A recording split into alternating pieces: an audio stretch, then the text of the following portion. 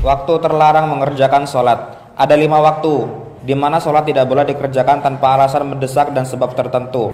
1. Ketika matahari terbit hingga telah naik seukuran tombak. 2. Ketika istiwa hingga matahari tergelincir selain hari Jumat. 3. Ketika langit mulai menguning hingga maghrib.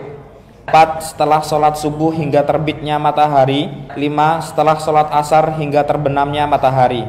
Ini yang pertama ya, matahari terbit hingga matahari setinggi tombak. Itu kira-kira 7 hasta. 1 hasta kira-kira 50 cm. 7 berarti 3,5 meter. Kita lihat dengan pandangan mata. Ini agak sulit juga hitungnya ini. Paling gampang kita katakan kalau penjelasan dari Syekh Ibnu Utsaimin dan yang lainnya, 15 menit setelah matahari terbit. Itu setinggi tombak. Nah, saat itu baru boleh sholat syuruk atau sholat isyraq. Jadi jangan sholatnya pas pada matahari terbit. Karena ketika matahari terbit masih muncul 2 tanduk setan. Terus yang kedua, ketika istiwa matahari di atas kepala ya, hingga matahari tergelincir.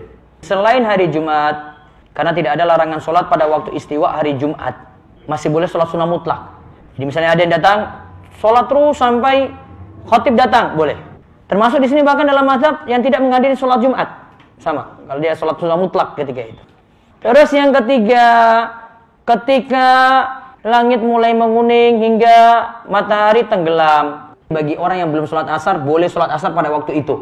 Ini khusus untuk orang yang sudah sholat asar, tidak ada sholat sunnah lagi setelah itu. Terus yang keempat dulu ya, setelah mengerjakan sholat subuh yang sah, yang tidak perlu diqadha hingga matahari terbit.